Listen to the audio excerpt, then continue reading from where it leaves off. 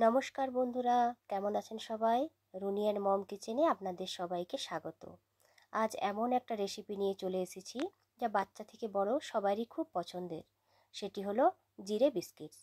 আজ আমি এই জিরে বিস্কিটগুলো বানাবো আটা দিয়ে। তো চলুন বন্ধুরা, শুরু করা যাক। সবার প্রথমে একটি প্যানে 1 টেবিল চামচ জিরে নিয়ে সেটিকে একটু ভেজে নেব। বেশি ভাজা কিন্তু যাবে না। জিরে থেকে একটু গন্ধ বের হলেই গ্যাসের ফ্লেমটাকে বন্ধ করে দিতে হবে।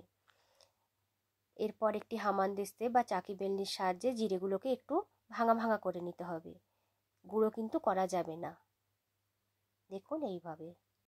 বিস্কুটের ডোটা তৈরি করার জন্যে মিক্সিং বোলে নিয়ে নেব 1/2 কাপ ঘি। রুম টেম্পারেচারে রাখা ঘি এখানে ইউজ করতে হবে। একদম গলে যাওয়া বা ফ্রিজে রাখা ঠান্ডা ঘি কিন্তু ব্যবহার করা একদমই যাবে না। এতে অ্যাড করতে হবে 2 টেবিল স্পুন মতো গুঁড়ো চিনি। এরপর একটি হ্যান্ড ব্লেন্ডার বা কাঁটা চামচের সাহায্যে চিনি এবং ঘিকে খুব ভালোভাবে মিক্সড করে নিতে হবে, যতক্ষণ না পর্যন্ত মিক্সচারটা একটু লাইট ও ফ্লপি না হয়। কিছুক্ষণ পর দেখুন ঘিয়ের কালারটাও চেঞ্জ হয়ে গেছে আর মিক্সচারটাও কিন্তু লাইট ও ফ্লপি হয়ে গেছে। এরপর এতে অ্যাড করতে হবে 1 কাপ আটা, 1/2 টিস্পুন নুন, 1 টিস্পুন বেকিং পাউডার ও 1/2 টিস্পুন বেকিং সোডা। সমস্ত উপকরণগুলোকে স্প্যাচুলার সাহায্যে হালকা হালকাভাবে মিক্সড করে নিতে হবে। এরপর হাতের সাহায্যে একটু একটু করে দুধ অ্যাড করে ডোটাকে বানিয়ে নিতে হবে। হালকা হাতে ডোটাকে বানাতে হবে, খুব ঠেসে ঠেসে কিন্তু ডোটাকে একদমই মাখা যাবে না। এইভাবে একটু একটু করে দুধ অ্যাড করতে হবে। এরপর এতে যোগ করে দিতে হবে 1 টিস্পুন মতো রোস্টেড জিরে। এইভাবে সমস্ত কিছু উপকরণ দিয়ে ডোটাকে মেখে নেওয়ার পর রেস্ট করার জন্য ডোটাকে রেখে দিতে হবে 15 থেকে 20 মিনিটের মতো। যেহেতু এই বিস্কিটগুলোকে আজ গ্যাস ওভেনে বানাবো, তাই একটি প্যানকে 10 মিনিটের জন্য প্রিহিট করতে রেখে দেব। গ্যাসের ফ্লেমটা লো টু মিডিয়ামে রাখতে হবে।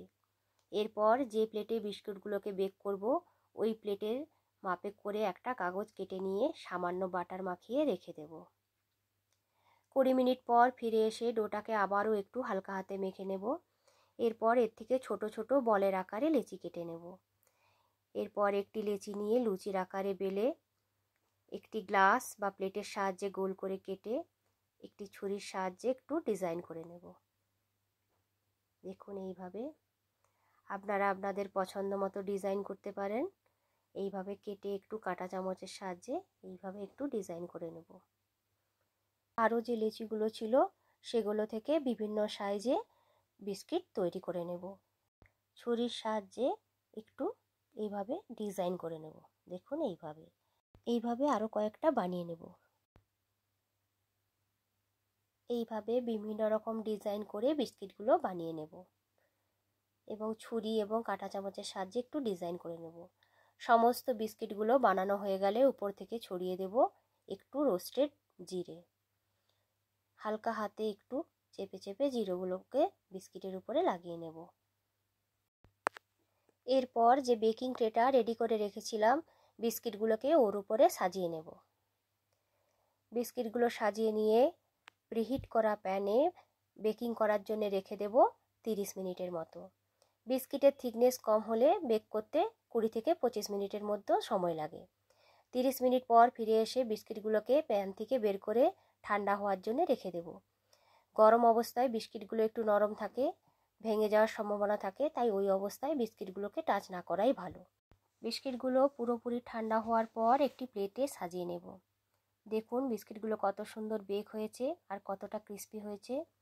জিরে বিস্কুটগুলোকে আপনারা চায়ের সঙ্গে বা এমনিতেও খেতে পারেন। তো বন্ধুরা, আজকের রেসিপিটা আপনাদের কেমন লাগলো অবশ্যই কমেন্ট করে জানাবেন। এই রকম নতুন নতুন রেসিপি দেখতে চাইলে আমার চ্যানেলটিকে অবশ্যই সাবস্ক্রাইব করবেন। ভালো থাকবেন সবাই।